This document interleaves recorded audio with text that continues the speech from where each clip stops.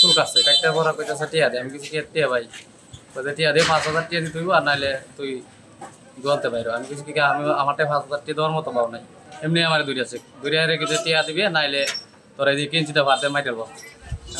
আমি টিয়া দেওয়ার মতো আমার সম্ভব তো নাই গিয়া আমি যেতাম পরে আমি দোয়ান ফেলা এতই গেছি হেমরে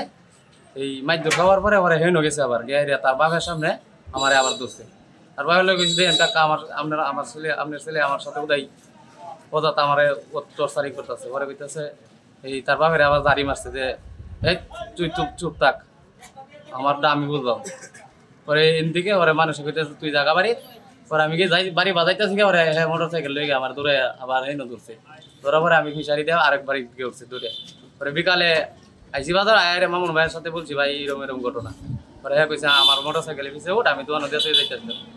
পরে দোয়ান খুলছি ওরে আবার 9টার সময় রাতে 9টা বাজে আয়া কইছে তোর দোয়ান খোলার অনুমতি কে দিছে আমি মামুন ভাই কইছে দোয়ান খুলবার লাগি পরে মামুন কেডা মামুন রে পরে মামুন ভাই হ্যাঁ ফোন দিছে যে তুই বাজার আমার চিনাইয়া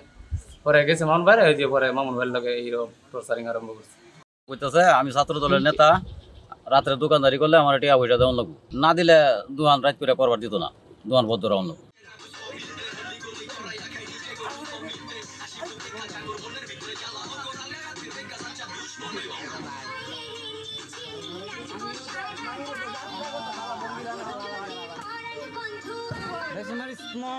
টাকা চাইছিল 40,000 আমার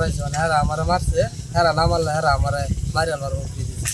আর তারা আমার হালকা মারিয়া ধর লই আইসে লগে লই বাইরে দেয় বন্ধু নামাইছে ফোন দিয়েছিলাম যে তার মোবাইল পরে হ্যাঁ আমার নামাইছে এটা তো বলতে পারবো না কোথায় নেয় রাখকে নেয় চাইছে মারে টাইরে আমার লাস্টটা ভাড়ায় দেয় গেছে কিলো কিলো পূজা না করছে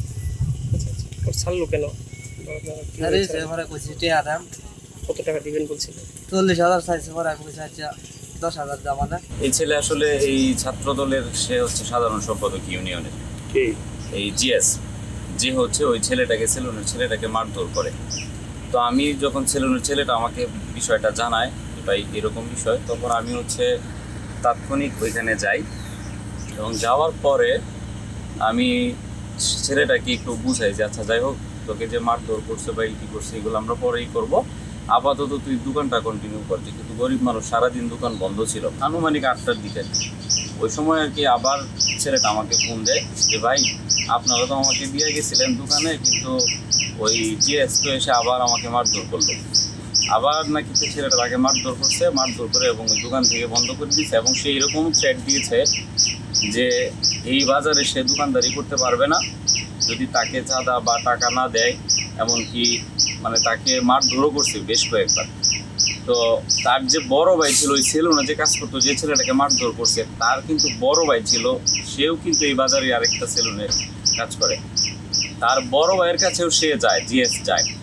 যাওয়ার পরে তার বড় ভাইকেও থ্রেট করে যে তোরা কেউই এই বাজারে দোকানদারি বা ব্যবসা করতে পারবি না আমার কথা ছাড়া আমি এটা শুনে খুবই আমি হই তারপরে এলাকার যে কয়েকজন গণ্যমান্য লোক আছে আমি তাদেরকে নিয়ে বিষয়টা দেখতে বলি আবার ওইখানে যাই যাওয়ার পরে তখন আমরা ওইখানে গিয়ে জিএসকে ফোন দিই পরে সে আসার পরে তার যে অ্যাগ্রেসিভ মুড এই অ্যাগ্রেসিভ মুডের সে এক পর্যায়ে হচ্ছে মানে কোনো কথাবার্তা দুয়েক কথা ছাড়াই আমাকে হচ্ছে তার হাতে ছিল এটা দিয়ে আমাকে সে আঘাত করে ছুরির মতো কি যেন একটা ধারালো অস্ত্রের মতো ছিল যেটা দিয়ে সে আমাকে আঘাত করে এবং এর পরবর্তীতে আমি আসলে কোনো কিছুর করি নাই মানে আমার সেন্স ছিল না যে আসলে আমার এখানে ব্লিডিং হচ্ছিল আমি এখান থেকে ঘটনাস্থল থেকে তখন একটু সাইডে যাই এই যাওয়ার পরে মূলত আসলে মূল ঘটনাটা আসলে এটাই ছিল আর কি কিন্তু নেশা করে এবং সে মাদক ব্যবসায়ী প্রকাশ্যে সে মাদক ব্যবসা করে আমি চ্যালেঞ্জ দিয়ে বলতে পারি বাজারে এলাকায় প্রত্যেকটা জায়গায় আপনারা যাকে জিজ্ঞেস করবেন যদি একজনও কেউ বলে যে এই ছেলে অপরাধীরা এই ছেলে মাদক ব্যবসা করে না তাহলে আমি আমার মামলা আমি এই এলাকা ছেড়ে দিব হ্যাঁ সবসময় নেশাগ্রস্তই থাকে